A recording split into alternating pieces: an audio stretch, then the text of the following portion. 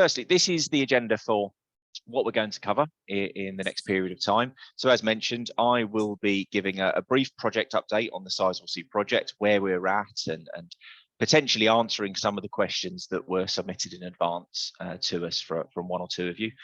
Then I'll hand over to Stefan Harris-Wright, who will give an overview of who Birketts are, before handing over to Rachel Astill, who will talk about collaboration, formal and informal joint ventures, and some case studies. Then Claire Jones will cover some of the procurement processes on major infrastructure projects such as Sizewell. And then we'll finish with Stefan Harris-Wright coming back in to talk about structures of procurement, forms of contracts, to help you get a greater understanding of that type of experience you're going to need as we head into the next decade or so of Sizewell C. And then, as mentioned, we'll finish with a Q&A. So firstly, I like to include this picture because it's a relatively recent one of Hinckley. For those who haven't been down there, this is Hinckley Point C in Somerset. As you can tell, if you look top left of your screen, you can see Hinckley B. So if you like, that's Somerset's equivalent of Sizewell B, and it gives you an idea for the scale of what is required to build these types of projects. It is incredibly exciting. In this picture alone, I think there's 59 cranes, including the world's largest.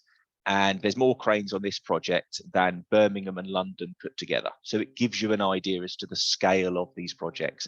And this is what will soon be coming to the Suffolk coast, which hopefully, as many of you as possible on this call today will be involved in and part of, and be one of those little dots walking around the site. So really, just to help you understand, last year was a year of milestones for the project. The development consent order was passed on 20th of July last year. That was when the Secretary of State for Business, Energy and Industrial Strategy said, yes, good to go. You can build it. Obviously, we can all remember the PR piece from Boris Johnson as his last swan song as Prime Minister in September, where he came to Sizewell and said, you know, go big, go nuclear, go Sizewell, to really give the rubber stamp that the government was backing this project. And then what we saw in early September is actually some of the preparatory and early works began, particularly around the recently quite heavily featured in the local press, the Marsh Harrier habitat, of which the other day they found a Roman chariot wheel from about 400 BC. So they're finding some very interesting stuff on the Sizewell estate for sure. But that work began in September and is ongoing as we speak. We saw the government investment announcement on the 29th of November. So that committed the government to invest in the project alongside EDF. There is a judicial review period ongoing and is still ongoing at the moment for those who are opposed to the project, and that's still underway. And we expect and anticipate a final investment decision at some point, either this year or in the early part of next year. And it's at that point that the project will officially commence. The development consent will be triggered, and all of the commitments that you've heard us talk about and what I may talk about in a moment around the local supply chain, etc., will formally kick in and give us the chance to start building this plant. But 2023 is going to be very much a year of transition. So Sizewell C is now in the mode, post-government investment, of actually setting up the delivery organisation. So the people that are actually going to start to design, final design and build this project. And that's where really the exciting aspects come in for the local supply chain. Things like the strategies, the minimum standards, what the class of the tender event schedule, in other words, the programme of works, is all under revision as we speak, and is all being looked at with a view to have this published in the very, very near future. And I'm sure it's something that will come up a bit later in the questions anyway. And we're working very closely with the project to do that. There is ongoing work to secure all the rest of the funding. Hence, we've got this period of the next 12 to 15 months where final investment decision should be reached. And we're already seeing some early work with the tier ones, so the lead contractors on the project underway. And there are some of you on the call today and a number of local businesses already engaged with some of the lead contractors on the project, such as you see on the picture there with the likes of True Plant and AD Bly, who are doing some of the work on the relocated facilities at Sizewell B currently. There's also a number of local businesses that are undertaking early contractor involvement, which is exciting because then actually that's local businesses having input into how this plant is built.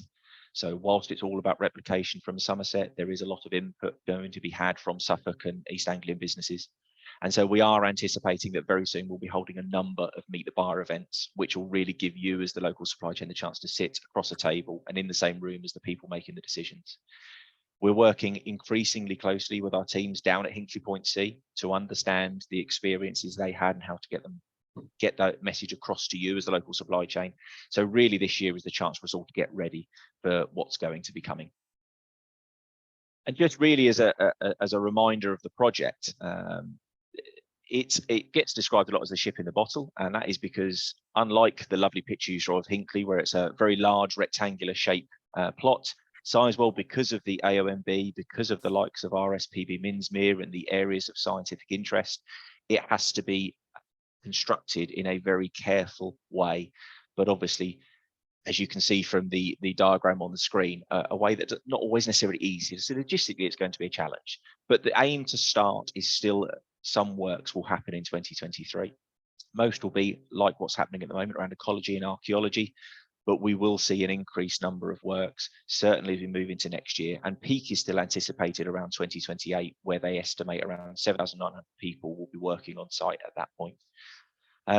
We will expect to see the first 18 months to 2 years of the project really focused off-site. So for those who are familiar with the project and certainly with the local geography will know that there's a lot of work to do on the road and rail and marine infrastructure, such as what you can see on one of the pictures there with the marine bulk import facility and the jetty that are going to be going out to the North Sea to enable as much marine-based traffic as possible. And then, of course, also there's things like 2,400 bed campus to be built, which again will be one of the first construction projects to take place. Then with the park and rides, freight management facility and other associated parts of the project. And some of the numbers, we always like to show this slide, are truly extreme. I mean, 12.5 kilometres worth of tunnels, obviously going out into the North Sea is an incredible project in its own right, yet it becomes a very small part of this whole project, which includes well over 2 million square foot of warehousing and consolidation just for the project alone. Anticipated 250 HGVs per day, and some others that obviously you can see the slides that are on there. And I should say all of these slides will also be shared afterwards in addition to the recording, so you've got these for you to be able to look at and any questions that may come afterwards. Here's an idea on a timeline. Now, we put on their potential timeline because the project is still working out actually what it can do and when, particularly in the early parts of the years. But this really hopefully gives you an idea, because I know for some of the supply chain there's a frustration that stuff doesn't get going. But to give you, last year they got the DCO. This year is all about ecology and archaeology. A lot of actually just what can be done and design. Next year is where actually site establishment starts. So actually, can we actually get access to the site? You'll see year 2025 is really the year of the campus and setting up the accommodation to suit what's been done in 24 around the road and rail infrastructure. And you notice not until 2026 that actually we really start big dig on site. So the proper work where you'll really notice Sizewell C begin to be constructed still doesn't start for another 3 years in theory. So there's a huge amount of work underway. There will continue to be a huge amount of work for all sectors throughout this entire project. Because what's critical is, as much of the delays have been over the last 12 to 18 months, the end year has stayed the same. 2035 is still when completion needs to take place. And that's part of the government's agenda for net zero, but also for the project itself to ensure that it can utilise the skills from Hinkley. And the Civil Works Alliance is still the people that we will be introducing you to. So those 5 companies of Balfour Beatty, Weig, Lang O'Rourke, Mason Atkins will be those key partners for you moving forward. And as you can see, the civils packages alone, so the first 5 to 6 years of the project, are worth in the region of £8 to 10 billion as an estimate. And that's huge opportunities for local businesses. In this region, we are very strong in the civils place. Compared to other parts of the country that are very strong in other aspects of either nuclear or the energy sector. So this is a huge opportunity, and these are the types of businesses that will be running the Meet the Buyer events with to help introduce you. And just as and I think Stefan's going to touch on this a little later as well, but just to give you an idea as to how things are going to work, EDF will become Sizewell C company, and they will be the client for this project. But you, unlike with Hinkley, you won't be contracting with EDF or Sizewell C. What you'll be contracting with is the Sizewell C Tier 1, the MEH Alliance, which is the second half of the project, and the Civils Works Alliance, which is the first half of the project. These will be the people in charge of what's happening, and Sizewell C and the Sizewell C Consortium is what will make up those businesses that are going to, in essence, run this project. Where our local businesses come in is particularly from tiers 2 and 3 and below, and some tier 1s. But our relationship management role within this project will really be about how we help you understand who it is you deal with, at what level you'll come into this project. And the tiers on this project will run down to tier 6, tier 7. So there is opportunities throughout the supply chain, no matter what size of business you are. It is a big aim for this project to ensure that as many SMEs as possible are involved. And we will be supporting you through that process to understand who you need to speak to and where you fit within this relationship. One key thing to that, in addition to many of you who have signed up on our portal, and thank you, and continue to engage with our portal and keep that filled accurately, is also to ensure that you sign up for Compete For. Compete For is the place where all of the tenders will be published. There will be a minimum level of what tender needs to be on, but at various levels of the supply chain, down below tier 1, tier 2, you will have to put and publish any opportunities on Compete For. So as a business who wants to play a part in Sizewell, it is critical that you keep an eye on Compete For and set up your email profiles correctly. And we will support you through that process as and when the Compete For portal is ready to go live fully. It's now there, you can sign up to it, but as you'll notice, there's no opportunities on there yet. But the aim is to ensure that complete transparency of all opportunities anytime, and this is the way in which they will do it. The key themes stay the same around local, legacy and environment, but the commitment one is that other one which we find key. And just to remind you, there is huge opportunities here. Now, there is opportunities in the commitment around Sizewell C. Obviously, the 2 billion for Suffolk and the 4.4 billion for the wider East Anglian region is critical from the supply chain aspect. But also it's about a future nuclear supply chain. Part of the government's agenda with Sizewell C is that when, if, however, they build the next nuclear plant, be that Wilfer, be that somewhere in Cumbria, be that SMR, the small modular reactors, or large-scale reactors like Sizewell and Hinkley, is that actually they want to start to build a nuclear supply chain again in the UK. So Sizewell is a critical project for the government in being able to do this.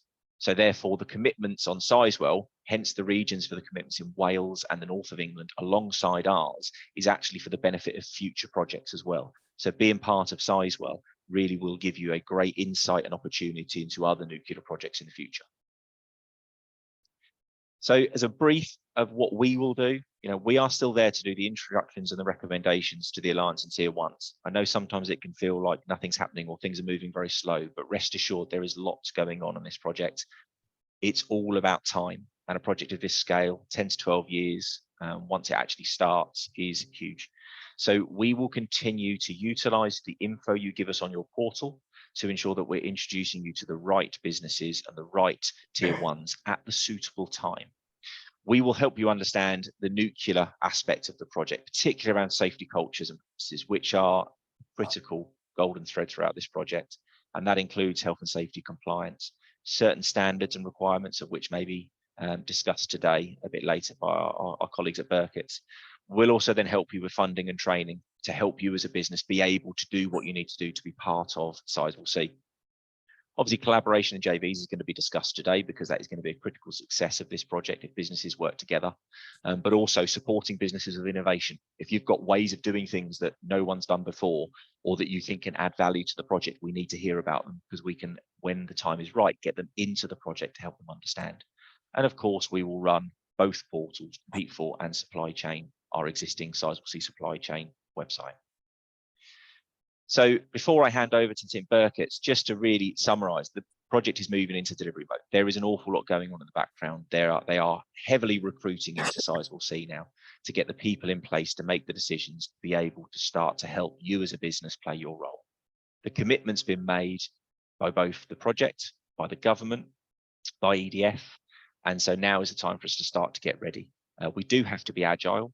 When things do start, they will start at pace. So although it is slow at the moment, I can rest assured all the information we get from our Somerset chamber, who did the same job for us down at Hinkley, is once it does kick off, it will very quickly accelerate. So we have to start to have those conversations, and we will be doing that through various events and webinars such as this. The support is there. I put what support do you need, and that's where we want to hear from you. If you've got things where you want help and advice from our team, please email us, get in touch, and my team will come out and help you. And then at this point, I shall hand over to Stefan, who I think will start off with the Birketts piece. So, Stefan. Thanks, Ashley. Good morning, everyone. My name is Stefan Harris-Wright. I'm a partner at Birketts, and I head up the firm's construction and engineering team. You're going to, as Ashley says, you're going to have just a sort of brief interlude from me now to make some introductions, and then I'll hand over to my colleagues and finally come back for the speaking slot at the end. But first off, I wanted to say a thank you to Ashley and his colleagues at Suffolk Chamber of Commerce for the invitation to participate in this morning's session.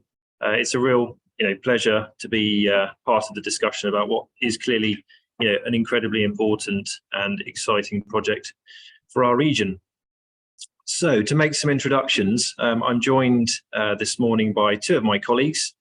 Rachel Astill is a legal director based primarily in our Ipswich office. She's part of our corporate team. She's an experienced corporate lawyer who advises on a full range of legal matters in that field, including mergers and acquisitions, joint ventures, which is going to be key to some of the things she's talking about today, general company law issues, and also commercial contracts.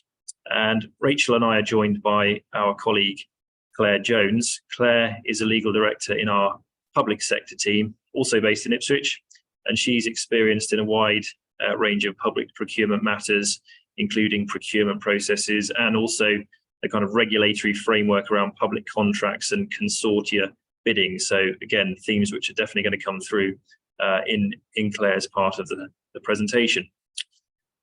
Could I have the next slide, please? So before I hand over to Rachel, I wanted to just mention a few key points about Birketts as a firm. Hopefully some of you will have come across us before, but if not, then there's a few key stats about us up on this slide. But in summary, we're a top 100 UK law firm, currently with 5 offices across East Anglia. So we're in Cambridge, Chelmsford, Ipswich and Norwich, and we also have an office in London. Probably worth mentioning that this slide will need updating actually in April, because we recently announced a merger with a firm called Batchelors based down in Kent. So there'll be an increase in our footprint moving further into the southeast across 6 offices from April. But at the moment, across our 5 locations, we've got 850 or so colleagues working in the business, around 90 partners, and we're a full service firm. So we've got a wide range of general and specialist legal services from our sort of 4 main practice groups, which are corporate, litigation, property, and private client. Okay, that's probably enough about us. If we could have the next slide, please, then I will hand you over to Rachel. I'm moving on to the next slide there, Ashley, straight away, please. Hello, as Stefan says, I'm Rachel. I'm a legal director here in Ipswich, and I'm going to talk at a very high level, really, about some of the aspects of joint ventures and collaborations which might be relevant to your initial thinking. And as Ashley says, at the moment, we can't enter into a great degree of granularity about what you might do in terms of joint ventures and collaborations, whilst those packages aren't out there with any specificity. But what we can do is put some, thinking around what you might take into potential conversations with potential partners. I think successful joint ventures always start with a question about, why are we going to collaborate? Why are we doing this? Why go into business with somebody else to do something? Could you do it yourself? Now, obviously, the reason you're all on this webinar today is because you're interested in some of that golden 2 billion pot that Ashley mentioned in his initial chat. And if, collaboration is what's going to allow you to enter into the Sizewell C project, obviously it's going to be a good thing to do. And joint ventures can add value to the customer, and they can allow smaller suppliers to meet project requirements. The other thing, which I think is a particular feature of the Hinckley project and will be of Sizewell, is that they allow for a mix of local presence and local capability. So what you will find, and I think have already been finding, from what I understand on the ground, is that suddenly smaller local suppliers will be of interest to regional, national and even international partners, simply because they need local presence and local capability. It's one of the big drivers of the project, and EDF are very strong on supporting collaborations and joint ventures. We know that from our work with our Hinckley counterpoints, to make sure that all of the local supply chain have the best opportunity to participate. But you still do, with the excitement of it, have to consider right at the outset, what will it bring to your profile? What will it bring to your credibility? What will it actually bring to your capability? Are you bringing on board a partner with a strong balance sheet that can back up, for example, your bid? And in nuclear, it's incredibly important sharing best practices. Best practices are all over the nuclear landscape. And if you can prove that your joint venture or your collaboration allows you to share those best practices, that will put you in a strong position in a tender. But, and this is a very big but when it comes to joint ventures, they are costly. They are costly from the outset. So there's a big input cost into setting up particularly a contractual joint venture. So you've got to be aware of cost implications, and they also have resourcing implications. You've got to make sure really from the outset that if you think you're going to be able to bid together, come together, work together, you're going to have the resources financially and by way of employees and management time to actually make and drive a collaboration forwards. And I think from my experience in particular, risk management is really key in the profile of any joint venture. Businesses have different approaches to risk and different appetite for risk. If you get into bed with another partner who has a very different appetite for risk to your own, those are the joint ventures typically that run into trouble early on. One party who wants to run forward very quickly, another party who's really much more interested in involving themselves in the detail. That's where we see a failure to have a common approach. So when you're thinking about why collaborate, think about who, why, what's it going to bring to the table. And just for a little kind of war story, if you like, when I was a very junior lawyer, I worked on a big joint venture for some defence companies who came together, and they had a very complicated joint venture agreement, which I'm going to talk some more about shortly. And I was invited to their board meeting, and I went to this board meeting, and they were absolutely going at it like hammer and tongs.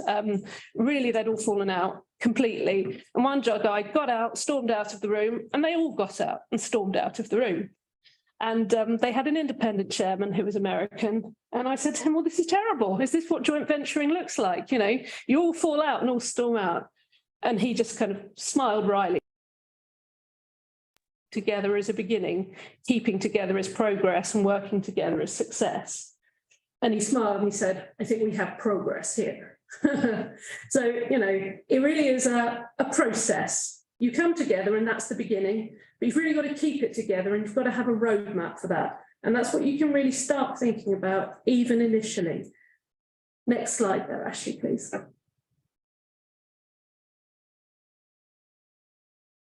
So in terms of initial preparation, you may already have found or thought through who some potential collaboration partners may be. You may not even have got to that stage. So what can you do now? Because as Ashley mentioned, he's very aware and his team are aware that there's a bit of frustration out there that, there aren't concrete answers about what you can be doing now. Well, I think, the first thing with joint ventures and collaborations is you need to think about, is there a live opportunity? Well, the obvious answer to that at the moment is no. But would you be ready for one if one came? What's your future order book looking like? What resources are you going to be able to have to commit to what might be, a really sizable proposition? Would your financing stand up to it? Would your balance sheet stand up to it? Would your insurance stand up to it? Would you be ready if an opportunity came about? The second point to think about is the identity of any partners that you might wish to collaborate with who have shared objectives. And this kind of takes the form of thinking about who do you actually know? Who do you know in the sector that you work in? who would you want to work with? Who do you know maybe higher up the levels, who you might be able to sell your local presence? And Ashley's team at Suffolk Chamber will be able to help you with the Meet the Buyer events, etc. in the coming year. Think about what the identities of your potential partners might be. I think really how joint ventures get off the ground successfully is to start building a team. So if you found potential collaboration partners, it's really important early on to identify an individual within your organisation who will be responsible for driving the project forwards, driving your collaborative project forwards. Clarify your objectives. Confirm that you're compatible and you've got viability. If you've got a team who are really committed to delivering a joint venture that would be ready in a year or so's time to tender and put together some really, compelling reasons why you are a good fit for the EDF project, then you're going to be in a much better position. So building a team is really key. Sounding like a lawyer, protection. If you're going to start those conversations with people who are your competitors, make sure you've signed an NDA, make sure that you've got the protection that you can have those conversations safely. And finally, what you can also do is establish whether a particular structure of collaboration would either suit your organisation or is likely to be required by the project. Some of the bigger tender packages will always require or often require a contractual joint venture actually to be formed, a legal entity, because they only want to deal with one party. And certainly our know-how from our colleagues who worked in Hinckley is that at least initially, EDF were very keen on pushing forward corporate joint venture structures. So think about whether or not you would be willing to enter into that kind of an arrangement and whether or not it's likely to be required. And you can also go early on to your accountants and tax advisors and say, well, I'm thinking about potentially involving myself in a joint venture. Would this be in any way difficult with my current company and corporate group structure? Are there any tax pointers I would need to think about? Because if there are, you can communicate those to your partners early on. Ashley, next slide, if I could. So just to think a little bit about what the collaboration structures that you can use are, I like to think of joint ventures a little bit like relationships. You can go right from marriage right through to a really casual relationship, and your joint venture company is you're getting married. You're throwing in money, people, and assets really with a view to the long term. You're not thinking about it breaking up when you get into it. So it is a corporate form. Participants would normally receive shares in proportion to their participation in the company. So if you're participating at 20% financially normally, you'll get 20% of the share capital. There are other structures. You can use a limited liability partnership. You can use companies limited by guarantee, but that's kind of outside the scope of this webinar and would require more structuring, but there are options. Normally driven by the tax, which brings me on to the fact that right at the outset of any thinking about joint venture, you've got to think about your taxation position, because there are a myriad of tax implications with joint venturing, right from how you put assets in, to how you take them out, to how you efficiently derive profits out of the joint venture through dividends. Tax is where it begins and ends. Obviously, there's also legal input, or else I wouldn't be talking to you today. When you have a joint venture, a corporate joint venture, you will need articles of association, which are very carefully put together. And you will also need a shareholders agreement or a joint venture agreement. That's a really important document because it basically sets out everything that you've decided to do and how you've decided to do it and how you're going to get out of trouble if you get into trouble.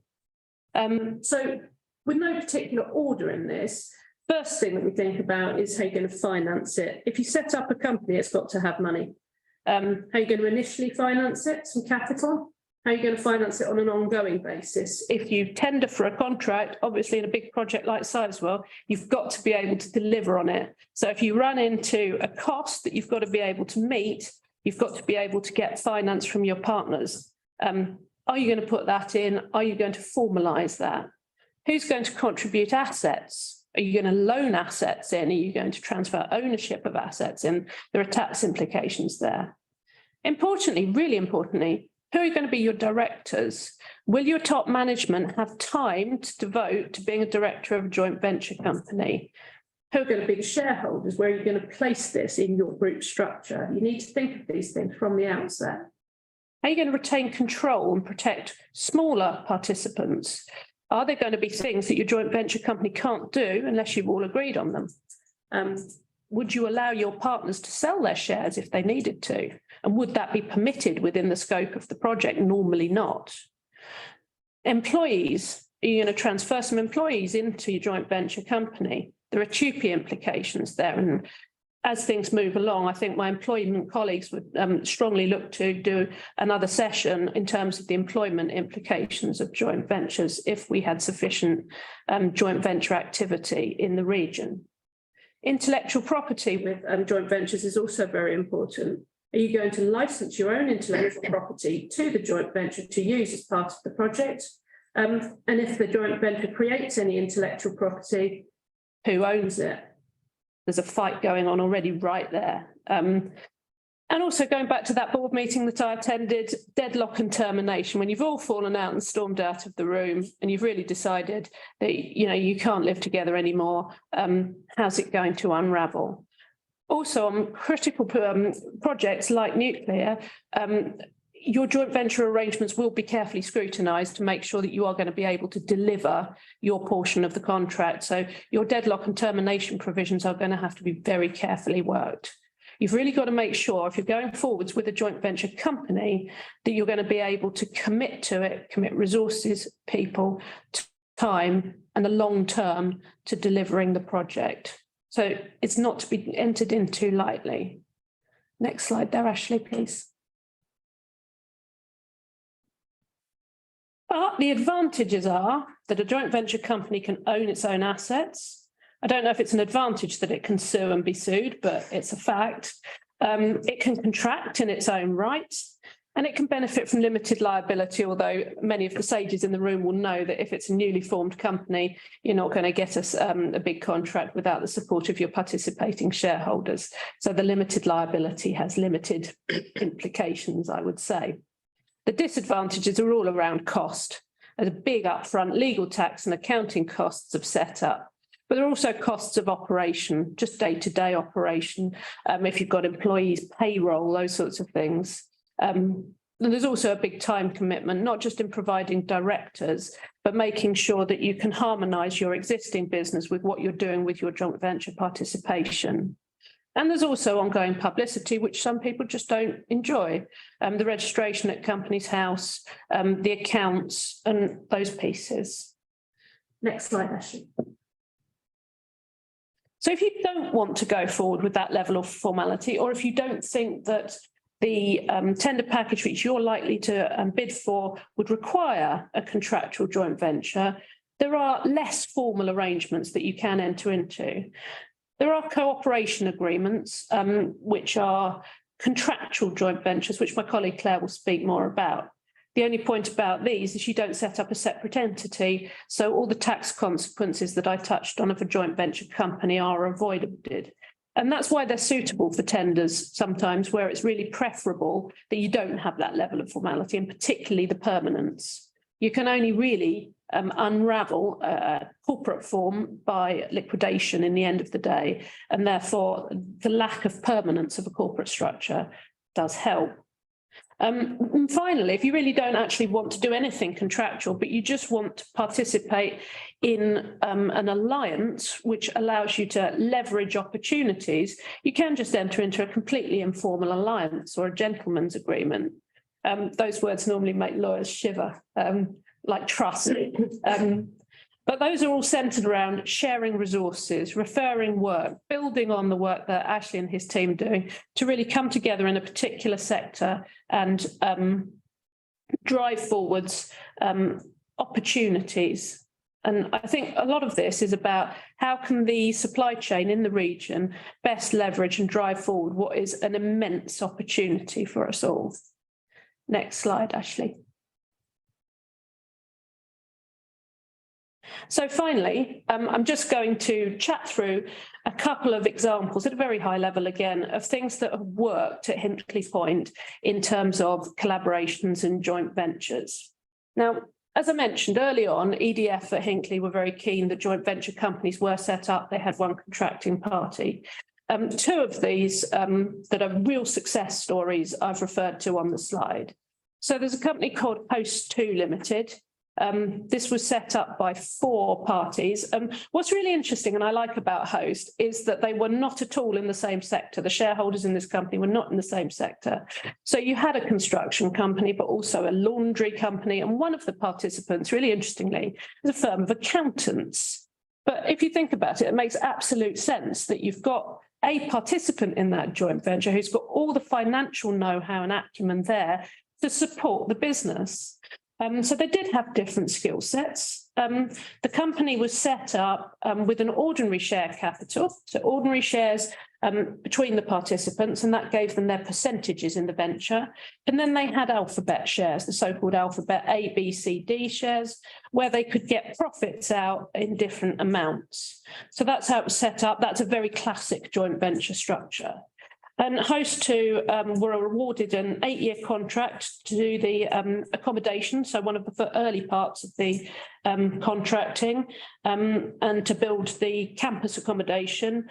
It was a £150 million contract awarded by NMB, and a very comprehensive package. And they then worked with 16 subcontractors on the project.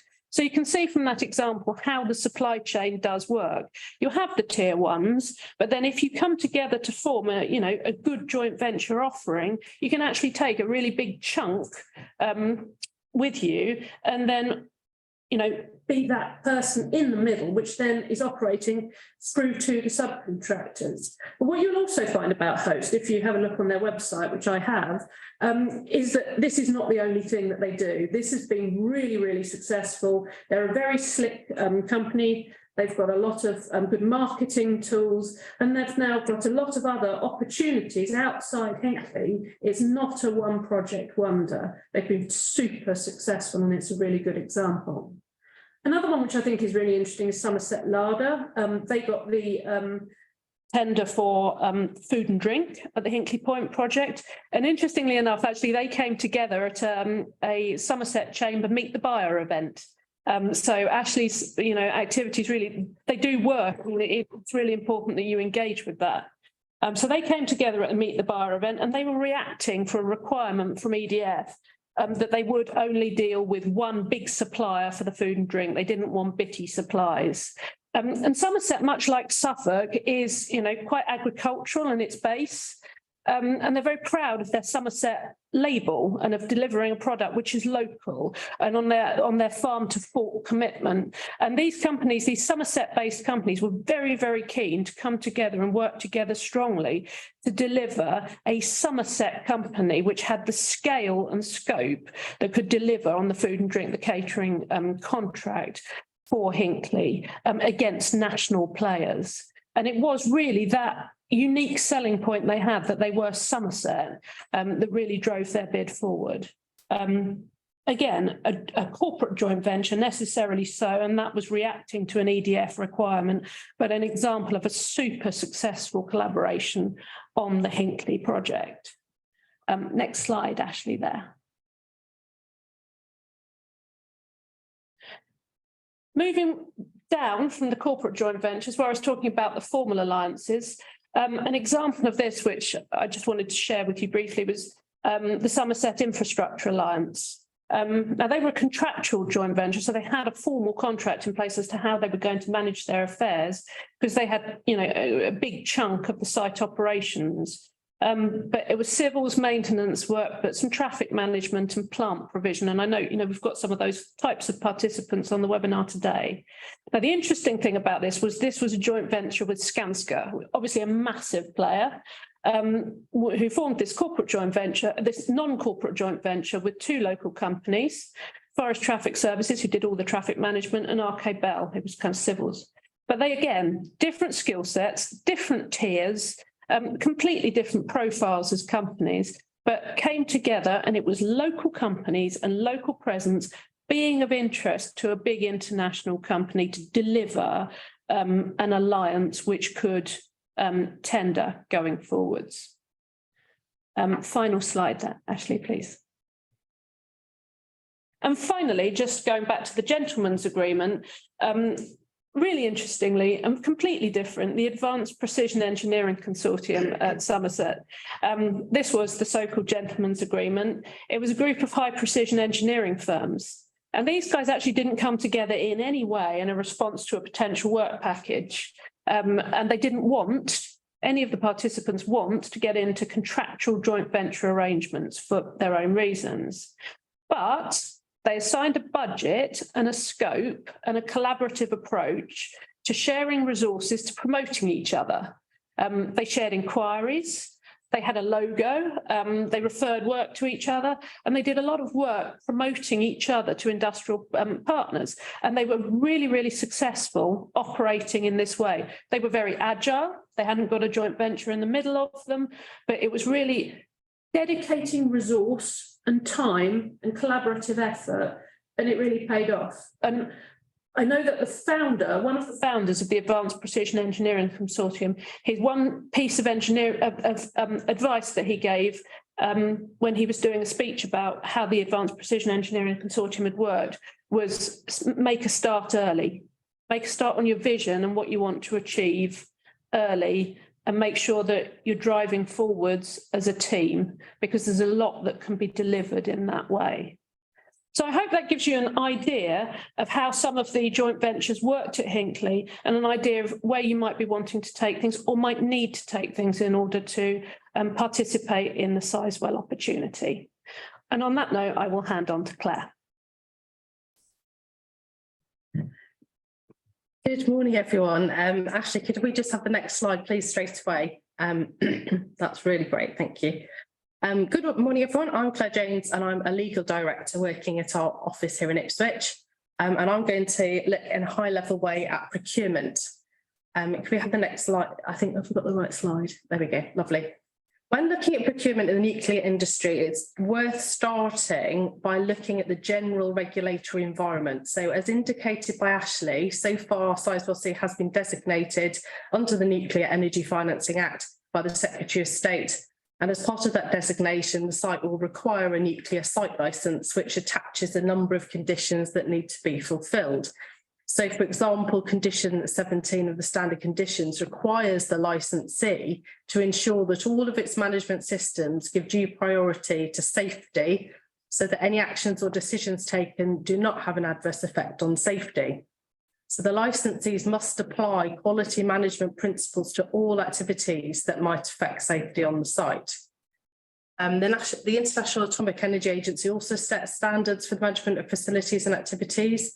And here in the UK, the Health and Safety Executive Officer for Nuclear Regulations and the Environment Agency are responsible for enforcement matters. Also on the slide, I just note the nuclear industry's security regulations, which include the requirement for security vetting of staff on the site. Can we have the next slide, please? So what does that all mean for you during your procurement process? Well, through the designation process, this project has been stated to be a private procurement, so that is not a public sector procurement, and the government haven't contradicted that position. They haven't expressly agreed with it, but they haven't contradicted it. Having said that, there are some similarities in the process, given the regulatory nature of the project, and certainly for higher tier contractors, EDF have been operating a pre-qualification process for bidders. An important part of that is health and safety and compliance through the supply chain to ensure that any licence and other statutory conditions are met. So whilst compliance standards will vary throughout the supply chain, quality management systems and nuclear standards will need to be considered and put in place as appropriate. So as a minimum, businesses should be the ISO 9001 compliant, including additional requirements for the nuclear industry. And I am aware that Ashley has already very helpfully provided a webinar on that. There's a strong emphasis in these projects of cascading standards and quality management throughout the supply chain. So on that basis, at the moment, although it's a very early stage, contractors should ensure that they are at least meeting any trade, legislative and permitting requirements in their own industry, and ensure that robust quality management systems are in place and that any compliance is documented, and that will be in readiness for any bid that you might want to make. Suppliers should familiarise themselves with the EDF ethos, and there's quite a lot about that all over the internet, and their focus on zero harm and right first time. And what these companies want to see, particularly with when safety is paramount, is that any focus and ethos is embedded within the organisation along with your quality management systems. Also on the slide, we note the concept of an intelligent customer. And that again means that given the nature of the site, the players at the top are going to be taking an active role in managing the supply chains all the way down. So what does that mean for collaborative procurement? Well, businesses will need to ensure that any partner that you're looking to work with are meeting the required standards within their industry and are nuclear ready before thinking about putting together any joint or collaborative bids. It's no good collaborating and then realising that the partner you've got hasn't met the minimum standards, because that won't lead to a successful bid. Looking at the procurement process, Ashley helpfully talked about that at the start and said that local businesses should sign up to the portal, which is linked on the Suffolk Chamber of Commerce, and that there aren't any opportunities there at the moment, but that they will be coming through. So can we have the next slide, please? Thank you. So we've talked about collaborative, consortium or joint bidding, but what is it? Well, essentially, it's different businesses coming together really to bid for contracts, and that can be through different structures. So businesses can use an existing network and come together with different contractors responding to a bid on an equal footing, essentially each entering into a contract with a supplier. Or sometimes you have a lead body. So you have a lead body that runs a procurement with a main contractor and then subcontractors. Or as Rachel discussed earlier, a special vehicle can be incorporated with the potential to bid for contracts. We have the next slide, please. So if we move on to collaborating through the procurement process, when looking to collaborate, you may or we'd recommend that you consider entering into a bidding agreement, particularly if you don't have a more formal corporate structure. And there are a number of matters that the parties would need to consider when thinking about a joint procurement. If you're going to have an ongoing relationship, we'd of course recommend that any collaboration agreement is broader and deals with how you're going to work together, going beyond the procurement process. But if we just have a think about a bidding agreement and looking at each point on the slide in turn, it's really important to think about how your relationship is going to work. So if you're putting a bid in together, how are you going to make decisions about how that bid is going to be compiled? What are your goals? Are you meeting the various standards and requirements for the project? So if we move on to the second point on the slide, it's important to consider who's going to be responsible for preparing and submitting any tender. As part of some tender processes, there's going to be negotiations as part of the process. Who's going to be responsible for that? How are you going to agree? What are you going to do if you don't agree? You're going to have to allocate tasks as to what task each party is going to do. What staff and resources are going to be made available to prepare and submit that bid, or find out what standards are required and ensure that your paperwork is up to date. If successful, the party is going to be required to sign a contract, and obviously that will be made available to the parties for review. You'll have to have a think about who's going to be responsible for that and how many contract terms or amendments are going to be agreed, if that's something that's up for discussion. Even as part of your bidding process, if you're doing a joint bid, you will be sharing information. So you'll need to have a think about IP rights. Now, this will vary depending on the contract that you're entering into, but you're going to have to think about how IP will be dealt with during the bidding process, and how you'll deal with any collaborative efforts that have been created under the contract in the bidding process. And then really importantly is confidentiality. So as companies, you're going to have to share information between each other that might actually be quite confidential, particularly financial information, or depending on the type of contract it is, there could be trade secrets, etc., that you're going to have to discuss. So I would recommend that even if you have just a bidding agreement, that you have a look at that really carefully and decide how you're going to share confidential information, who's going to hold it, who you're going to provide it to, terms about which information is going to be released between the parties, and what's going to happen to it after your collaborations come to an end. With things like publicity, you'll have to agree between yourselves how you're going to publicise your involvement in any bid. EDF will no doubt have some control over that, and they normally would.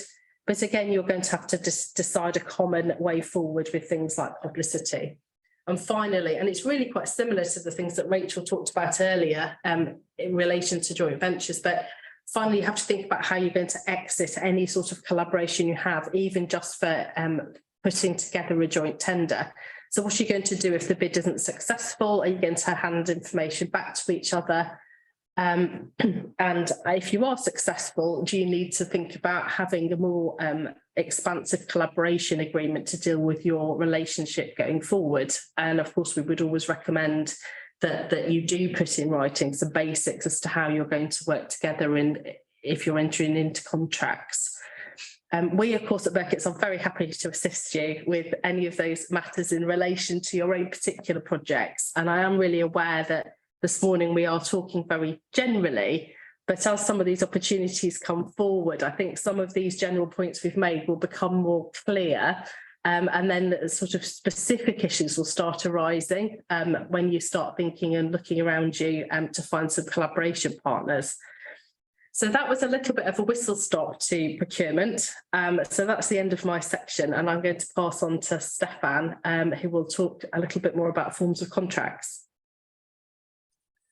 Thanks very much, Claire. Yeah, so I'm going to talk about procurement structures and forms of contract. And I think probably the first thing to say is to kind of perhaps set the scene a little bit and set expectations. And perhaps this is a bit of a recurring theme from this morning generally, but this session isn't really intended to be a kind of in-depth analysis at this point, because as you'll hopefully appreciate, we've got sort of fairly limited information available at this stage in terms of sort of structures contractually and forms of contract. So my presentation is probably necessarily quite a kind of high-level summary of some key principles which I anticipate are going to be relevant.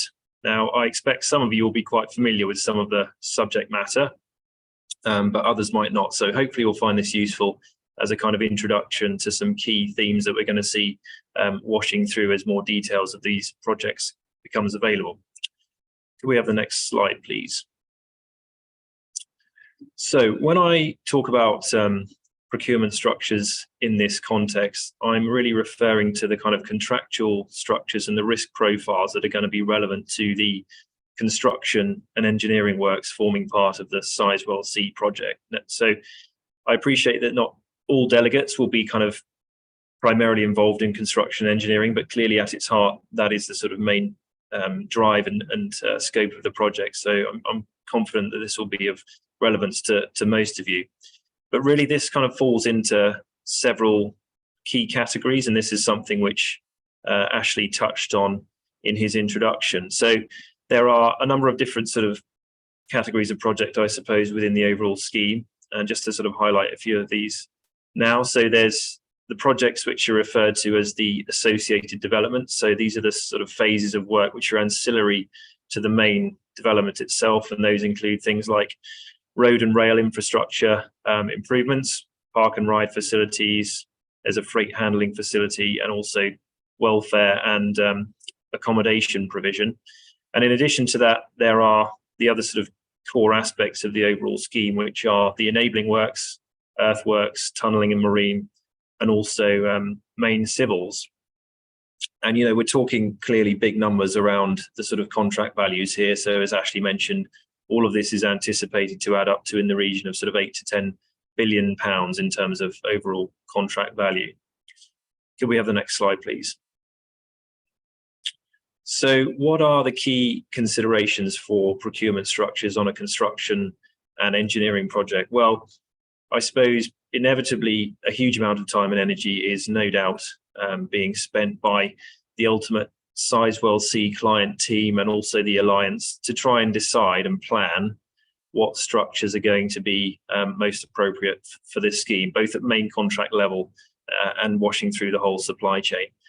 And this is obviously a kind of key part of the whole decision-making process for the project. I say not only is it critical at main contract level, but it's going to flow down through the whole supply chain. So it's going to be of direct relevance to you and to how you participate in the project and to the sort of the success of the various work packages. But I suppose fundamentally, the kind of basic principles of the sort of time, cost, quality triangle, which I expect many of you will be familiar with, are going to be equally applicable to the Sizewell C project as they would be to any construction and engineering project, albeit on a different sort of order of magnitude and scale.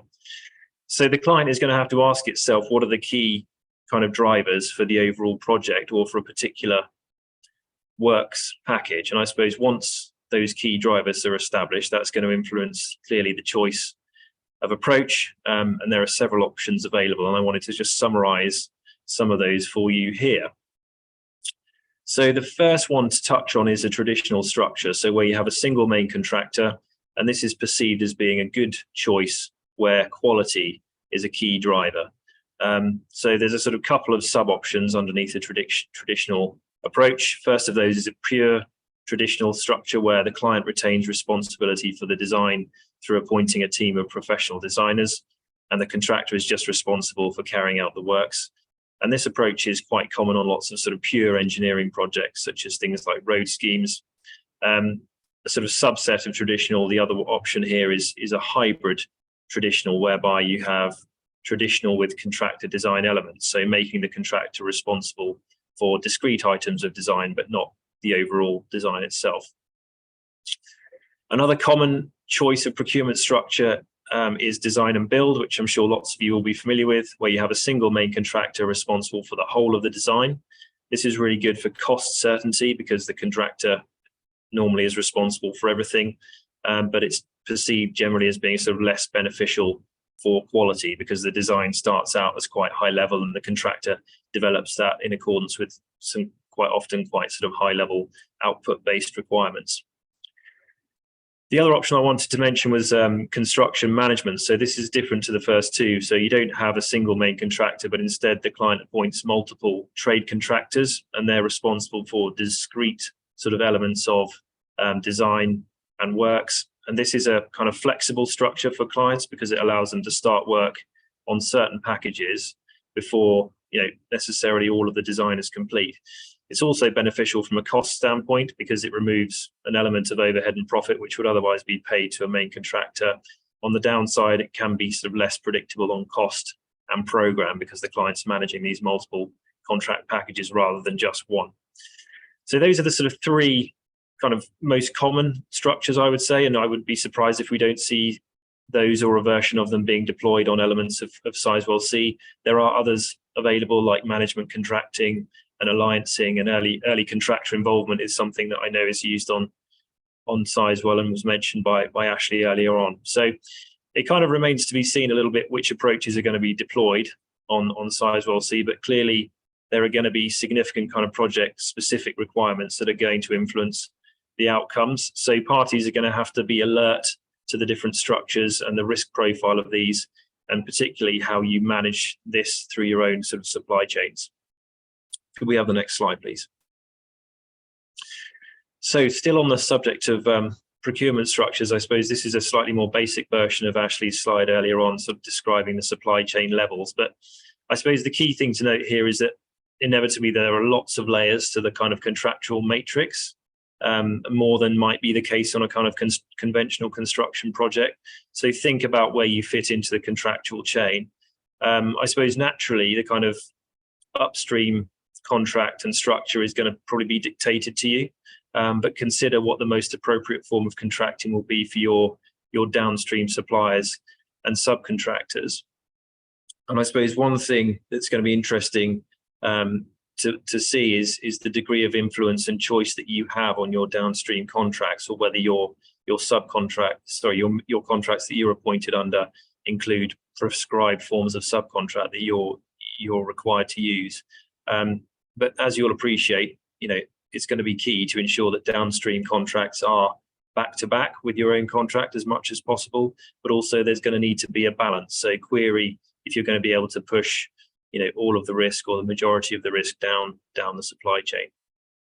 Could we have the next slide, please? So moving on then to have a look at some options around forms of contract. So again, there's quite a bit of sort of educated guesswork, I suppose, here, but I think we can make some sort of reasonably safe assumptions, he says, about the likely kind of base forms of contract that are going to be used. So in terms of the likely candidates here, I've identified three, just to run through those for you briefly now. The first of these is the good old Joint Contracts Tribunal form, or JCT, as it's known. The current version of that is the 2016 edition. I'm sure lots of you will be familiar with that. It's the most popular industry standard form of building contract in the UK, and very widely used, tried and tested for general construction projects. The second option I wanted to mention was NEC4, which is the second most widely used industry standard form of contract in the UK. And actually, this is the contract I'm going to focus on most heavily in the rest of this part of the session. But finally, I wanted to mention a contract called FIDIC. The latest version of this came out in 2022, possibly less widely known, but it's popular on large infrastructure projects, particularly overseas, but it's becoming more prevalent in the UK. It's published by the International Federation of Consulting Engineers, and we've heard sort of anecdotally that it's been used for some of the Hinkley Point contracts, so a possible option for Sizewell C as well here. So what about the form of contract for Sizewell C? Well, I say it's still to be confirmed, but NEC4 does seem to be a likely candidate, and there's a few reasons for that. We understand that NEC is being widely used on Hinkley Point, and as Ash alluded to in his introduction, there's a desire to transfer knowledge and learning from Hinkley Point to Sizewell C wherever possible. So it seems logical that forms of contract will form a part of that sort of ethos. But other sort of more high-level reasons, I suppose. So NEC4 is heavily endorsed by various divisions of government, including bodies like the Government Construction Board, Infrastructure and Projects Authority, the Cabinet Office, and Treasury as well. So for those reasons, rightly or wrongly, NEC4 is the contract I've decided to focus on for the rest of this part of the presentation. Could I have the next slide, please? So what is NEC? Well, NEC stands for the New Engineering Contract, and it's a full suite of construction and engineering contracts that's published by the Institution of Civil Engineers. It's UK based, but it's been adopted on a global basis, so it's been very successful in the relatively short time that it's been around. There were several editions have been published since it first started back in 1993. And the current version is NEC4, which came out in 2017. So key aspects of NEC4, I mean, it's something of a kind of radical departure from other industry standard forms of contract, and those themes will come through in the rest of what I have to say on NEC4. But I suppose kind of three of its key characteristics, or kind of objectives, if you like, are described by the NEC here, and it's these kind of 3 points, I suppose. And first of those is that it adopts a proactive approach to risk management. So it's very much meant to be a project management tool, and the theme is really that it's a live document and not something to be just signed, put in the bottom drawer and forgotten about.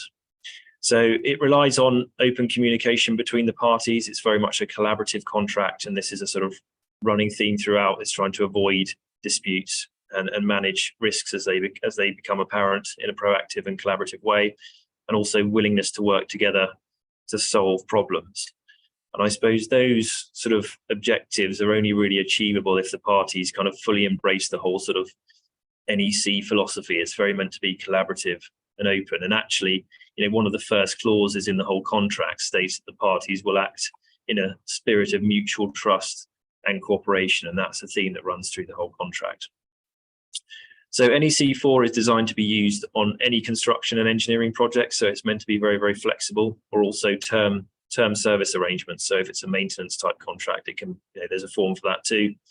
And there are a number of high profile examples of projects where NEC has been used, and those include things like the Olympics, projects for Network Rail, Crossrail, Highways England, and also the first phase of HS2. So clearly a form of contract that's well suited to high value complex projects, and hopefully you can see why there's perhaps an expectation that it could be used for Sizewell C.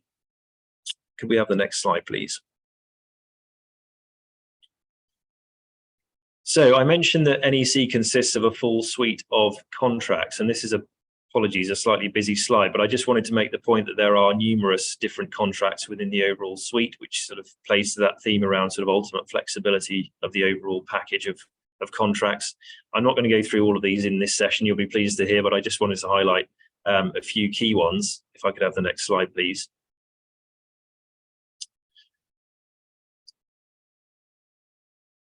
So 3 forms which I anticipate will be of particular relevance if indeed NEC4 is used on Sizewell C. Just going from top to bottom here. So engineering and construction contract, this is the form of contract for appointing a main contractor. Engineering and construction subcontract, which is as you might expect, the form of subcontract that sits beneath that main contract. And then for any consultants on the session, there's a professional services contract for things like design, quantity surveying, project management, and other professional services based contracts. So if NEC4 is used, then those are going to be, in my view, 3 of the key ones that we'll see being deployed, or at least versions of those. Could we have the next slide, please? So on this slide, I've kind of highlighted,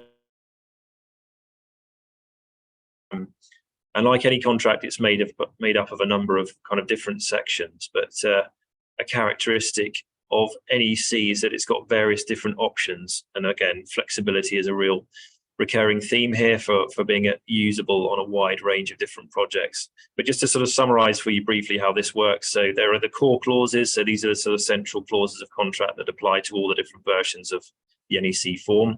Then you've got the main option clauses, so these are the options which provide for the different pricing and payment structures. Just to summarize those for you briefly, so options A and B are fixed price, options C and D are sort of target cost type approach with a pain share, gain share mechanism. Option E is a prime cost or sort of cost reimbursable form, and then option F is a management contract for management style contracting, whether that's with trained contractors. The rest of the contract is made up of the contract data section, so that's information provided by the client or the contractor. But then sort of beyond that, you get into the final point on this slide, which is the secondary option clauses, which are a really key overall element of the sort of flexible nature of NEC. If we could have the next slide, please. So again, quite a lot of info on here, but I'm just going to highlight some of these key kind of secondary option clauses. The ones in bold on the slide. So the first one is option X1. So this allows a price adjustment for inflation. So inflation has obviously been a key risk on construction projects in recent times. No doubt you'll have seen a lot of that in your day-to-day work on construction projects. And more we're seeing inflation provisions being included in contracts. So it's going to be interesting to see if this is something which is permitted in contracts on Sizewell C. Option X7, delay damages. So naturally the contract has a target completion date for the works, and option X7 gives the ability to levy damages for late completion if there aren't grounds for additional time. Option X15, so this is a design related clause. So thinking back to those procurement structures I talked about, if there is going to be any design responsibility on the contractor, option X15 would be the one to be activated. It doesn't necessarily make it a design and build type project. It could be design of discrete elements, as I talked about earlier. But obviously the extent of design liability is going to be a key risk for you to manage on the project that you're working on. Option X18, this is one for managing risk, which is a a limit on the contractor's liability. So it's going to be really interesting to see how the alliance and the tier 1 and 2 contractors approach this subject downstream in terms of not trying to push too much risk down the line and accepting that it's commercially reasonable for supply chain partners to want to limit their exposure. And X18 is how that would be done under NEC. Finally, on this slide, I wanted to mention Z clauses. So unlike JCT, the NEC recognises that parties might want to change the standard terms and conditions. So it's the Z clauses in an NEC form which provide for this. It basically anticipates that additional clauses or amendments to the standard NEC terms can be added. And the key thing to note here, these can often be very extensive. We see lots of contracts where the Z clauses are much more voluminous than the rest of the contract put together. So it's going to be really important for you to review these carefully and understand how they change the risk profile of the contract. Could we have the next slide, please? So other key characteristics of NEC are up here on this slide, and I'll just run you through most of these briefly. I mentioned earlier that NEC is something of a kind of radical departure from other industry standard forms, and you'll see some evidence of that ethos being kind of evident here, I think. So it's firstly meant to be written in a plain English style. Whether or not it actually achieves that goal is kind of the jury's out on that. It's very much a sort of acquired taste. But anyway, that's the sort of ambition that they have, and they try to avoid using sort of jargon terms. It's quite unusual in that it uses the present tense. So it talks about things like the contractor provides the works, as opposed to more traditional JCT type language, which would be something like, the contractor shall carry out and complete the works. It's a bit quirky like that, and it certainly takes some getting used to, so worth familiarizing yourself with that sort of approach. What else? There are no cross-referencing between clauses. Each clause kind of stands on its own. And I mentioned earlier that it's meant to be used as a project management tool, and the parties have to be proactive, and that's absolutely a key theme of NEC. And playing into that is themes around the program. So program in NEC is a really key aspect. So it's a live document within the contract that gets updated regularly. So it's different to JCT, which doesn't really refer to program a great deal, if at all. NEC very much heavy on program, managing it, keeping it up to date, referring to it and on a regular basis, and having open lines of communication. And I suppose linked to that is the concept of early warning, and this is central to NEC, and this is the idea that disputes can be avoided by good communication. So the parties are obliged to give early warning notices if they become aware that there are risk issues that arise on the scheme, and they have to keep a risk register, have risk management meetings on a regular basis. And if you don't notify the other party of a risk that you become aware of, then it can have an impact on your potential remedies if that risk sort of comes to pass or impacts on the scheme. Other things to mention, compensation events. So this is a sort of novel aspect of NEC, and these are, in summary, the sort of events which entitle the contractor or the consultant to additional time or money. So unlike JCT, for example, where time and money are assessed separately, NEC deals with those together by way of compensation events. So clearly, any changes to the list of compensation events in a Sizewell C form of contract is going to be a key thing to understand, because it's going to impact on the risk profile of what you're taking on. I've said that deadlines are really important, and this is critical. So NEC has something called condition precedent clauses, and essentially that means that if you miss the deadline for doing something, then you're either deemed to have accepted that position or you lose your entitlement. So, for example, if you're trying to claim a compensation event as a contractor, you've got 8 weeks to notify the project manager of that. And if you don't do that, then you lose your entitlement to time and money. So again, central to the ethos of being proactive and managing things as they arise, rather than backloading them and having lots of claims later on. And that plays into the final thing I wanted to mention, really last bullet point here, was around NEC objective of avoiding disputes and being collaborative. Dispute avoidance procedures are key in the contract. So it's not a case of necessarily jumping straight to adjudication or arbitration or litigation. There's sort of layers of process that are meant to be followed, including negotiation, mediation, and other sort of collaborative processes before the parties sort of push the button on a legal formal process. Could we have the next slide, please? So just by way of kind of summary and conclusion on this, it's probably a bit of a cliche, but clearly preparation is key. So once we know what form of contract is being used, whether it's NEC or something else, clearly it's going to be important to get yourself ready. And if it's NEC, then there's materials available to help you with your preparation, whether you come to speak to us, and clearly I'd be delighted if you did that, but other resources, things like the NEC website, good source of material. They've got dictionary of terminology. There's an NEC toolkit, frequently asked questions, practice notes, and virtual training courses, which can be a good resource.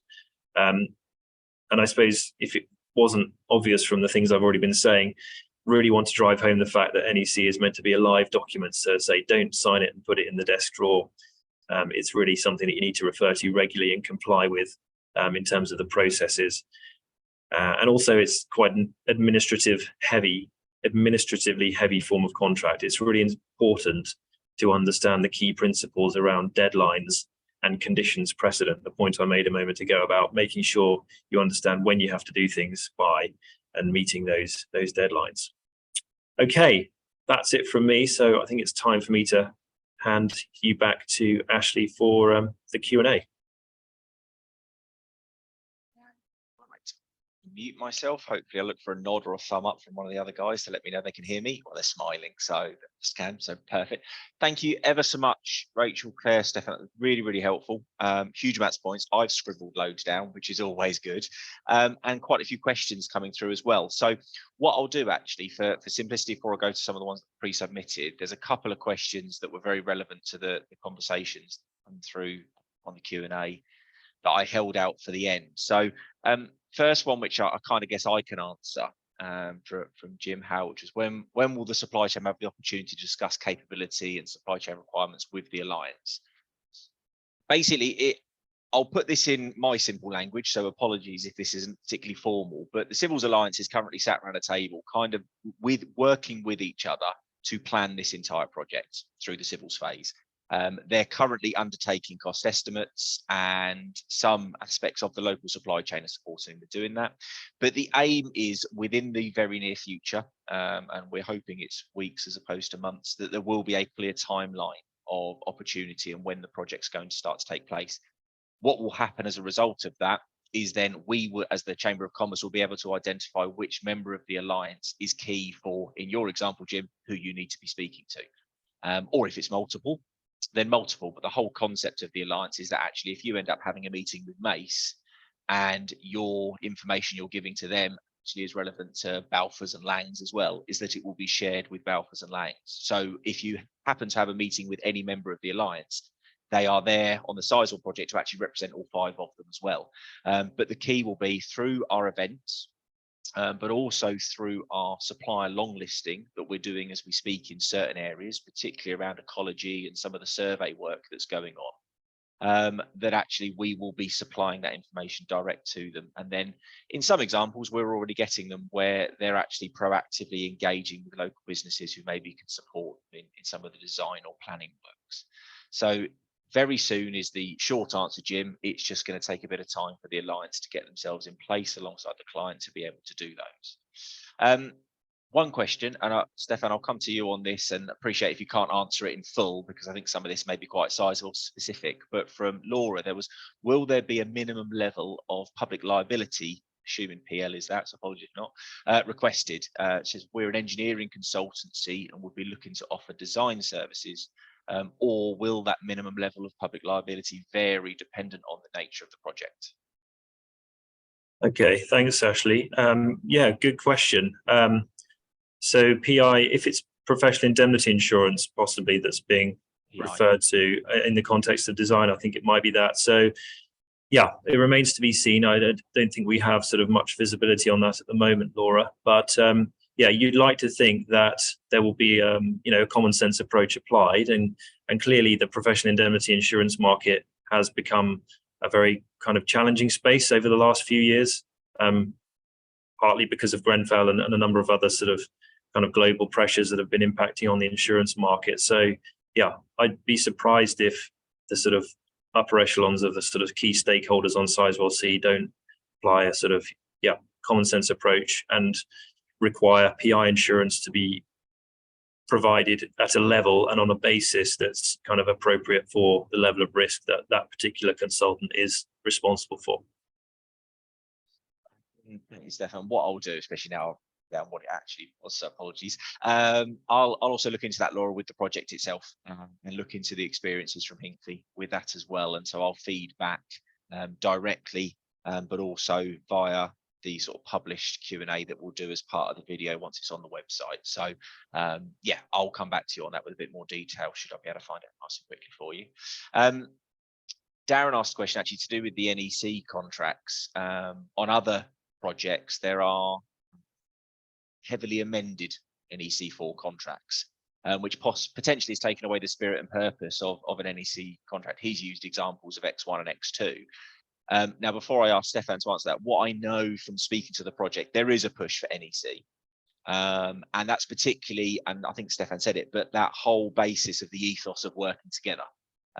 Sizewell and EDF are quite clear that unless they use and work in collaboration with the local supply chain, they're not going to build Sizewell C. They can't do it. They have to use local firms to do it.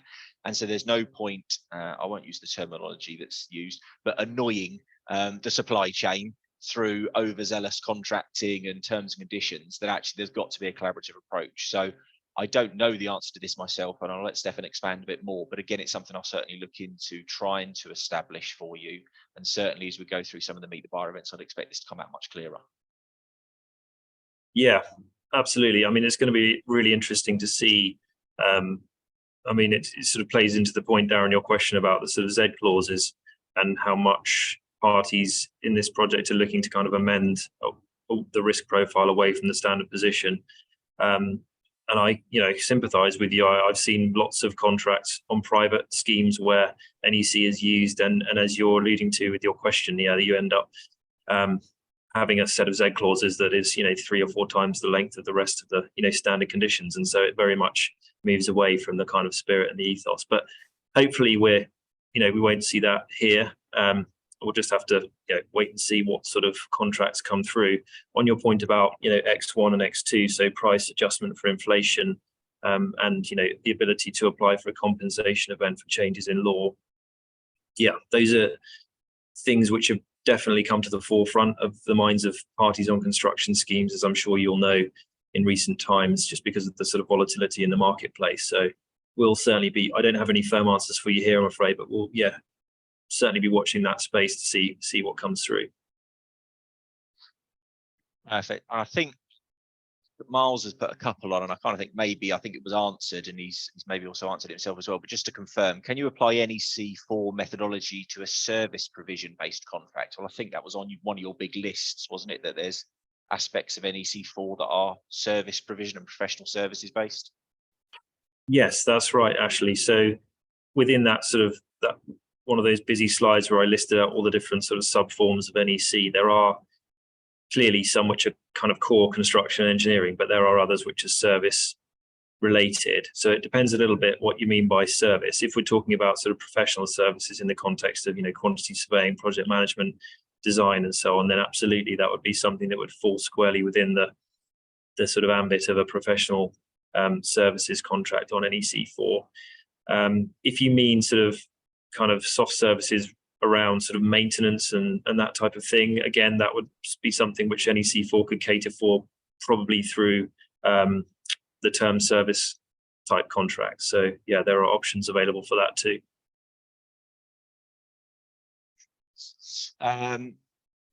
Let's have a look. I haven't read this one yet. So will each of the ancillary works associate development packages have their own Meet the Buyer event? That's one for me. Unlikely, I think, is the honest answer, because if you take, for example, the road infrastructure, so you've got 2 Village Bypass, you've got various junction improvements, you've got the Sizewell Link Road, you've got the Yoxford Roundabout, that are all kind of the same skill set. So the likelihood is, although they're individual packages, they will probably be, because they'll be the same businesses, skill sets we'll want to talk to, actually plumped together. Exactly the same as potentially the likes of the Park and Rides may be linked in with some of the accommodation campus. Because again, the Park and Ride sites, the freight management facility and the accommodation campus are all temporary structures. So we may well see that we try and link together a little bit more some of these events, I think for efficiency, but also to ensure that you're getting the most for the supply chain out of the alliance that are there. So I think time will tell, but if I was a betting man now, I would say the associate development packages, there will be meet the buyers. There'll be more than one, but I don't think there will be the 8 to 12 that is the separate packages as part of the associated developments. We've got on compete for, will the contracts be searchable under Sizewell, i.e. how do we find these to see who has won the tender? Okay, so the key with compete for is it's currently, it is live, and I said this earlier, it's actually having some redevelopment work in the background to suit the Sizewell project because of the work that we do as the chamber. Compete for is not designed, if you like, to have an intermediary such as the chamber doing the work we do about the whole matching between the supply chain and the project itself. The key at the moment is that once you've set yourself up, set up your email profile and you'll be automatically alerted to all of the opportunities that are relevant for you. If you just actually want to see the opportunities, all of them that are on Sizewell, then you don't need to log in. You can just go to compete4.com/SizewellC. Don't bother logging in, and you will be able to see on the right-hand side and on one of the drop-down menus, all of the opportunities, which of course over time will increase quite dramatically with what's on there. And you'll be able to see who's tendering. Importantly, you'll be able to see who has won. And then even more importantly, I suppose you'll be able to see if that winning tenderer has then created another contract opportunity for tender that's going to roll further down the supply chain. So the whole purpose of compete for is for transparency. So I think that is one of the bits of feedback we got from Hinckley, that process is a little bit long-winded and a bit problematic for businesses to find out who's won and how to engage. And so Sizewell wanted to ensure, but by having something like compete for, everything is very clear and published and available. So making sure your email alerts are correct on your own entry, but then also just periodically visiting compete4.com/SizewellC, you'll see them. And then don't forget, in addition to that, we will be doing them. So for those who decide for whatever reason to not register on compete for, or who just want to enjoy dealing with the chamber, we will continue to keep you informed as to the opportunities that are coming. And then when we see who has won the opportunities, we will be engaging with those businesses to find out what they need. And this has proved successful so far, and a lot of the work that's already happening on site is actually not us working with the alliance or the tier ones. We're actually already starting to work with the tier 2s and the tier 3s on the little projects on site to again increase their local presence and increase their local supply chain. Hi all, have we any update on the emissions target for the build and how they plan powering, fueling the plant, site and equipment? Honest answer, Tim, can't answer that right now with regards to emission targets. I know obviously their aims of within 5 months offsetting, and actually with the addition of the direct air capture, which is now looking incredibly promising through, I think, the University of Nottingham. I actually think they can carbon negative the whole construction project. But there is desires for hydrogen. In particular, unlike Hinckley, they will be putting a ring main in, because Hinckley, they had the problem that they just had diesel generators absolutely everywhere. So they are going to be putting a ring main in at Sizewell to attempt to limit the amount of diesel generation that's needed. But there is obviously also the push for hydrogen on a wider scale. Obviously, particularly we focus from our aspect on the bus. So the bus operations will be hydrogen buses long term. But then also actually the site itself, they are looking at all options of how they can power and fuel the construction site in as carbon suitable way as possible.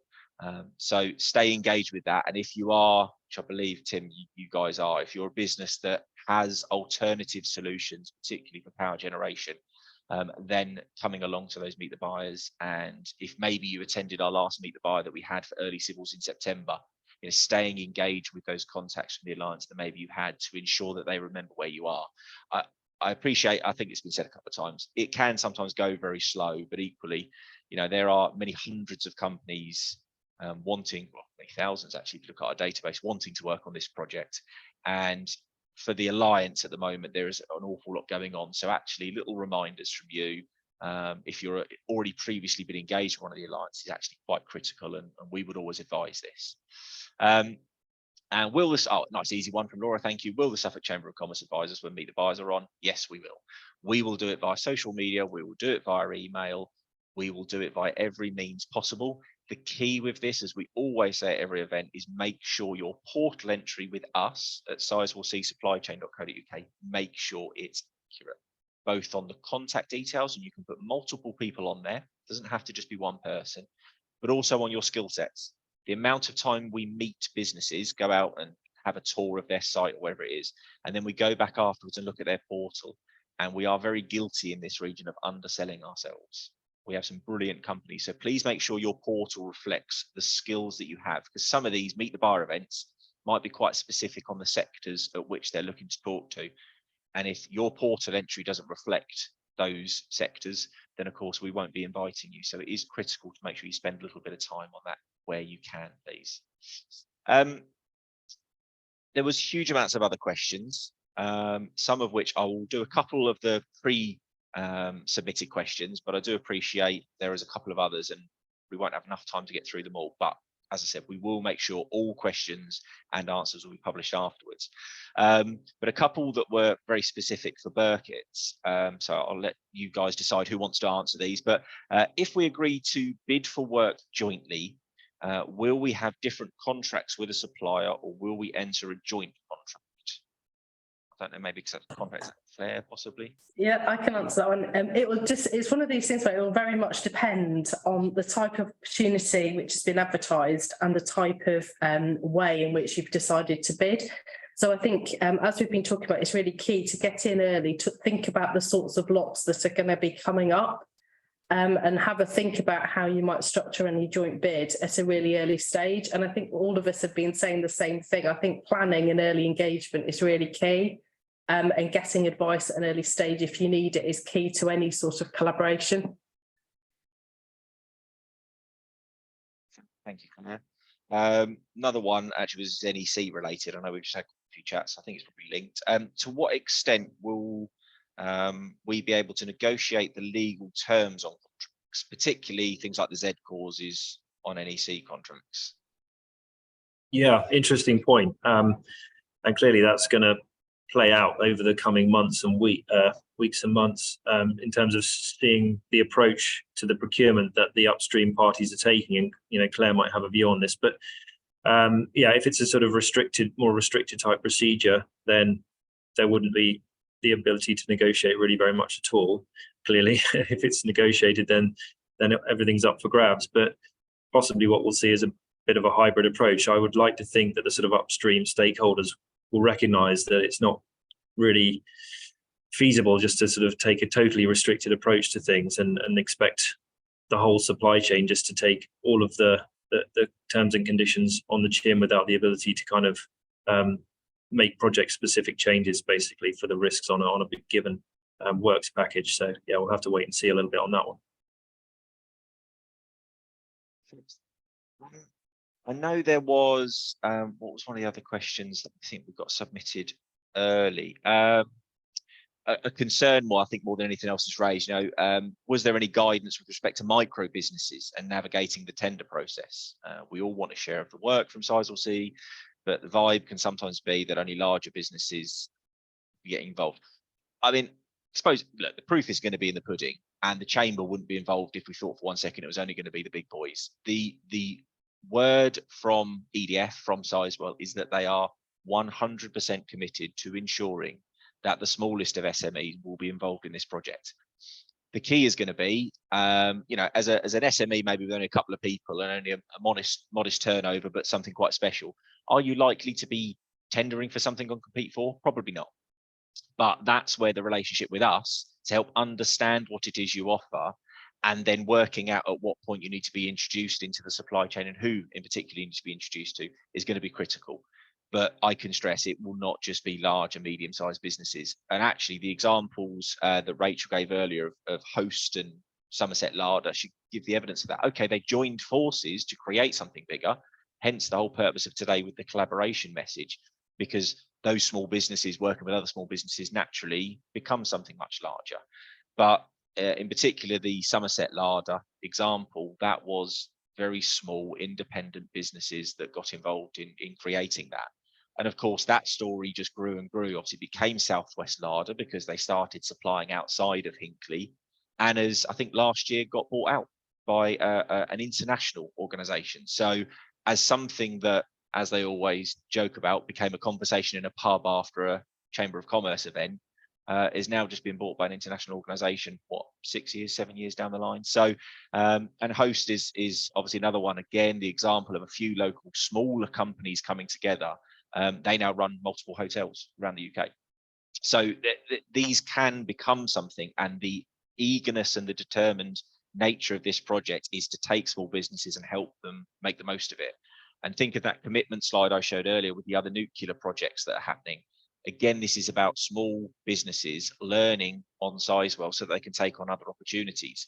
The whole reason of the commitment in the north is because the north are very, very good at mechanical and engineering stage of the project. So probably from 2027, 2028 onwards. Now that's where the nuclear expertise is in this country, particularly around the Cumbria area. So we've got some really good businesses in those areas, some of them very, very small and very niche, but actually by helping those businesses work with the experts from the north, they will upskill and be involved in the project because, you know, people power is needed. Resources are tight as it is in this country. But then when the other opportunities come along, you locally are suddenly a much more capable and able business. So, you know, the opportunity for small businesses, I promise, will be there. It will be something we will be measured very closely on from our success as a Chamber of Commerce as to how many of the micro and small businesses are involved in this project. Right, I'll do one more question, I think, and then we'll probably have to kind of summarize and finish off. But what is your top tip for considering entering into a collaboration or joint venture? I think we've probably already said this about 4 or 5 times, but it's get in there early, really start to think about these issues early doors. So make sure your in-house paperwork, your in-house regulations are all up to date so that you yourself are in the best possible position to find a partner and go to these early engagement events and really start getting in there early, because we always find that at the last minute, these sorts of things are fraught with difficulties. And the more you can plan and get the advice you need. So, for example, Rachel was saying about a corporate joint venture might be appropriate. You know, you are going to need to think about tax advice, etc., to build that into your time frame. But you yourself will need to be in the best possible position to be able to take that forward. So even now, start having a look through what you're doing internally. Go to these events that Ashley's talking about and start to talk to each other. So that's sort of quite a lengthy top tip, but I think it's built on the same thing. So I don't know if Rachel or Stefan have anything to say, but that would be my top tip. Can you unmute? Sorry. Go again, Rachel. Taking the Somerset Larder example, it took 2 years for those guys between their initial meeting and company setup to contract award. So it's not the work of a moment. It genuinely is a matter of real proper planning. Perfect. Okay, thank you. Brilliant. Well, I think we'll finish the Q&A. Just a couple of comments I'll make for everyone as well. Just I think there's a few bits on the chat, and obviously from what we saw from the team at Birketts. One thing got raised about compete for costs. Just to make it clear, you do not have to pay anything as the supply chain to have access to opportunities on Sizewell C. That is critical. So on compete for, there is options to pay a premium service, and that's particularly to do with government procurement. You do not need to do that. Same as our events. The reason our events are all free is because there has to be the minimum barriers for businesses to be able to see the opportunities on Sizewell C. So please, just in case anyone does go and compete for and think that's going to give them some added advantage by paying whatever fee it is compete for one, you do not need to do that. Please don't do that unless you want to, you know, for the government opportunities. Things like the ScanScore opportunity that got raised earlier as well is fantastic. And that shows how the supply chain tiered model can work brilliantly, and how we anticipate and would like to see it work at Sizewell is that actually you will have these national bodies. So we know there is the Alliance. The Alliance will bring in other tier ones that will be national experts at some of these projects. But that doesn't mean they'll be actually doing the work. They will just be making sure that this work happens to quality, to time, to price. And actually what we want to see is some of these larger organizations, hopefully with a good regional and local footprint, actually then utilizing proper, smaller, local businesses. And that ScanScore example, and there's plenty of them actually down at Hinckley, is the type of thing that we want to try and replicate over here where we can, with any business. Obviously, I'm not saying Skanska particularly, because we want to see that expertise coming into the region. This region, through the energy sector, but also wider through infrastructure projects, has huge, huge opportunities ahead of it, not just Sizewell. And actually, if you look at all of those projects, JVs are at the heart of it from the biggest organisations. And you look at some of the opportunities coming through the highways contracts and through some of the other infrastructure projects, let alone the energy sector, we will expect to see more and more businesses working together to make the most of it. So this is a subject that is dear to the heart of the Sizewell project, and it runs through it from the very top, hence the alliance formation for that reason. But actually, when you're talking to the offshore wind guys, when you're looking at the hydrogen opportunities, when you're looking at the infrastructure projects in the region, actually all of them, this joint venture, this alliance-based model of working together in collaboration is critical. So that was something I took from today, is that we need to ensure we're doing this, I think, to maximise the opportunities that are ahead. And I think on the APEC example that was given, the Advanced Precision Engineering Consortium, for those of you in that sector, if you're not already engaged with, we have some sector groups in this region already formulated. The likes of NAME, so the New Anglia Advanced Manufacturing Engineering Group, the Smart Manufacturing Alliance that's based more Cambridgeshire way, and others. We're engaging heavily with those groups already, so that when the opportunity in these sectors come, we can bring multiple businesses together to take advantage of this. Because again, this will be transformational for certain sectors in this region if we get it right. And so if you are an engineering or manufacturing company, for example, if you're not already engaged with the likes of NAME, the SMA or others, then please do get in touch. We can help those intros if need be, because the support is out there for businesses to maximise not just Sizewell, but all of these opportunities. I think that's it. I'm just going to double check the Q&A. Oh, someone's saying thank you, which is always nice. Trudy, will never miss an opportunity to promote the CTP. So, but it is fantastic, to be fair, with regards to recruitment of the ex-military personnel. So please visit ctp.org.uk. There you go, Trudy. I've given you a little plug. But I think that's it. So thank you very much, firstly, to Stefan, to Claire and Rachel for joining us today. Thank you to everyone who was listening. We had 219 at one point, which we're very, very pleased with. And we will get this recording put onto our website. We will share the slides and all of the Q&A information over the next few days. And we look forward to the next one of these. You should all receive a little feedback questionnaire. So we'd appreciate if you could take 2 minutes to fill it out. It'd be fantastic. And yeah, see you all very soon. Thank you very much.